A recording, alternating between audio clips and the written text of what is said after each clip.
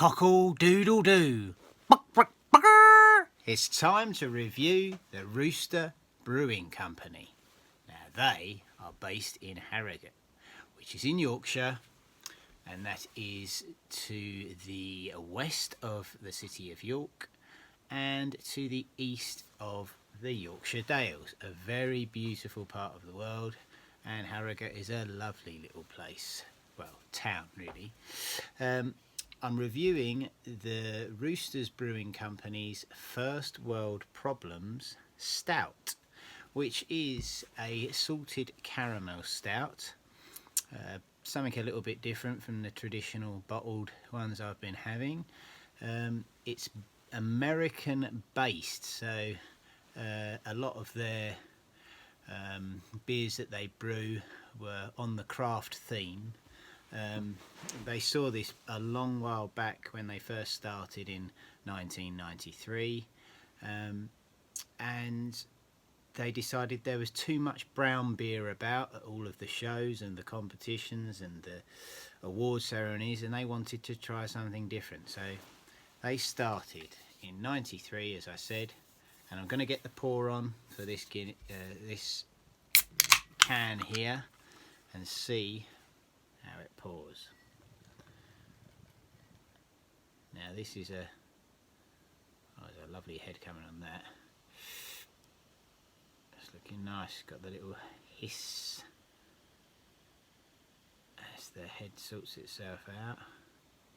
Look at that. Oh, boys and girls, look at that. They look delicious. Stick a flake in the top of that, you're in heaven. Little touch left in the can. I like to pour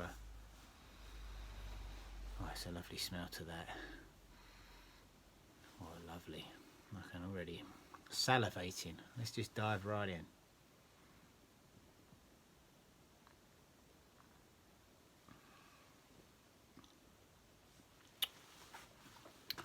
Well, that's very nice. Smooth caramel stout. Really nice to drink. It's chocolatey, luxurious.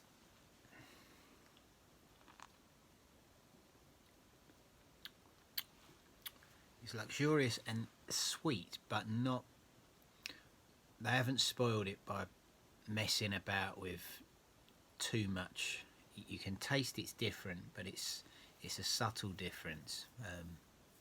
When it said caramel, I'd never tasted it till just then. I was a bit worried it might be too sweet for me, but it's not. It's nice. Let's give you a little bit of history about the Roosters Brewing Company. First of all, their website's very easy to find. It's www.roosters.co.uk, and they are in Harrogate, as I said, in North Yorkshire. They're slightly south east of the city centre, and so if you're ever going to go up there and by train, you don't get off at Harrogate, you get off at a stop which is called Hornbeam Park train station, and you can walk straight to the brewery from there. Quite a large outfit. It was set up originally, we get his name right, by Sean Franklin in 1993 with his wife and son, and they continued it for just shy of 20 years, and they sold it when he decided to retire in 2011, and they sold it to another family which is still run it today, which is Ian Fozzard and his sons, and they still continue that independent family owned operating brewery, which is fantastic. They have a tap room there, they've got brewery tours, they do food from what they call the Food Street Kitchen, and it looks really smart actually. Their tap room is long galley tables, great big space up there. Unfortunately at the moment all the tours and that are off, but hopefully next year everything will be up and running, and it looks like a great place to go. They've got quite a few beers that they do. lots influenced by the American craft beer revolution, which a great quote which is on their website by a guy called Simon Jenkins, who has written this book called The Yorkshire Beer Bible, which I hope me and Marco get our hands on somehow. Admit I haven't looked for it yet, but I'm sure you can get it easily on the internet. His quote says, "Years from now, when someone traces the bloodline of the craft beer revolution, they will find Roosters writ large in the DNA." High praise indeed. Sorry, I was struggling to read my writing then. He's saying that you get down to the bare bones, even below the bare bones, into the DNA of this craft beer revolution in the UK, and Roosters from '93 have been right there from the start. It's lots of independent breweries popped up since then, very popular in recent years, but you know, they're coming up 30 years, not far off 30 years, and that's fantastic. And you know, the company's doing very well, and Ian Fossard and his sons are really taking it to different places. A couple of beers to mention, as we always like to do. You've got the Yankee, which is their flagship pale ale, which is obviously a nod to America for all you guys over there, guys and gals. They've won loads of awards over the years. They've got another beer, Better Late Than Never. They've got some cool names, and one that stood out to me, I'm going to try and get a can or two of it, was Roots, Rock and Reggae, which is a pineapple and grapefruit IPA. So plenty of stuff on there. They've got a shop where you can buy beers and merchandise and whatnot, and I suggest you check them out. So I've waffled a bit today. I don't know if I've waffled, but I've gone on a touch, so I'm going to get some of this down me. As I said before, I do enjoy to drink the whole thing while I'm relaying it to you. You never know, as you get further down, something strange might happen, but here we are.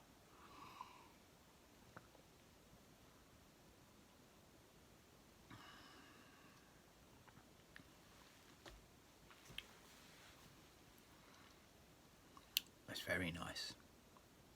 Very nice. As I said at the start, I'm always a bit nervous when beers say they've got added bits and bobs in them, but salted caramel, I wasn't sure about it. I've had it in different things like ice cream and stuff like that, and it's alright for a bit, but it can get a bit sickly, where this doesn't. You don't get that over sweetness. You get a touch of it, hint of it, but the actual stout's lovely. Still holds that smell. Just get the last little bit in. Dregs of the can. Well, myself and Mark, I do hope you've been enjoying these little things. You know, we're just going to continue with them. There's so many good stouts out there that every now and then myself and him will get together for the longer one we do on YouTube, which tends to be about an hour long, because we veer off into all sorts of meandering paths and thoughts of knowledge and nonsense, and we also review a beer each, so it takes a bit longer on that one. So we are going to do another stout special together. In the meantime, we're going to knock a few of these out.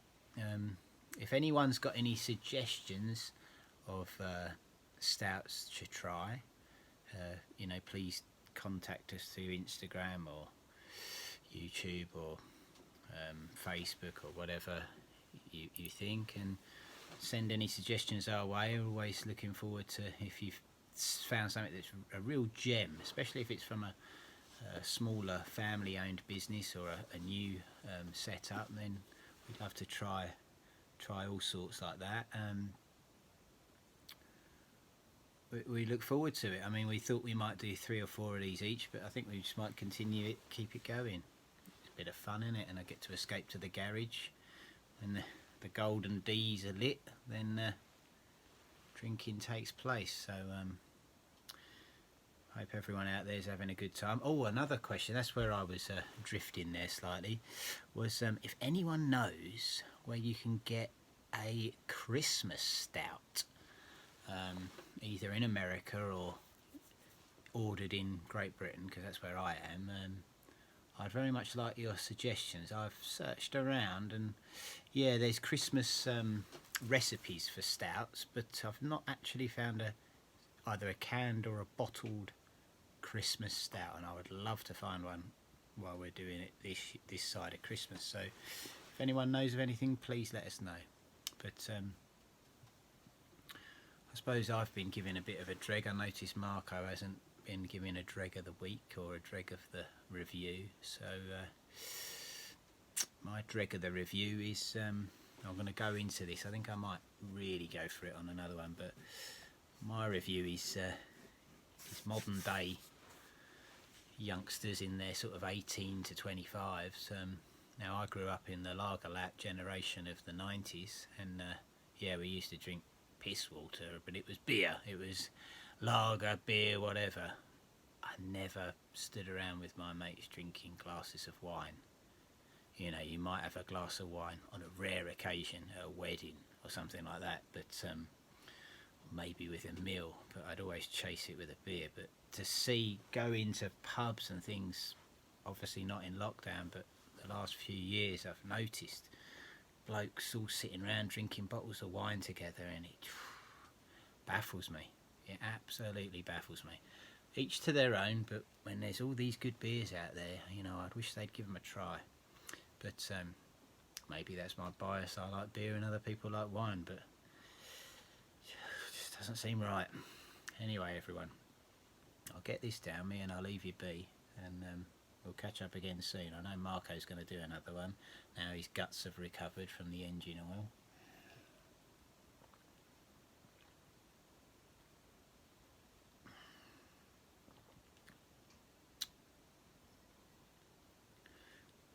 It's very nice. It's really, really nice.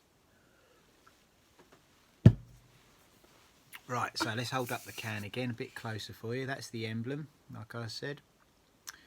Rooster Brewery Company. This is the First World Problems stout range, and it was the salted caramel stout. I got this, I believe, in Tesco, I think. So they are about, you know, in the craft beer sections of supermarkets. Just keep your eyes open and try a couple for yourself.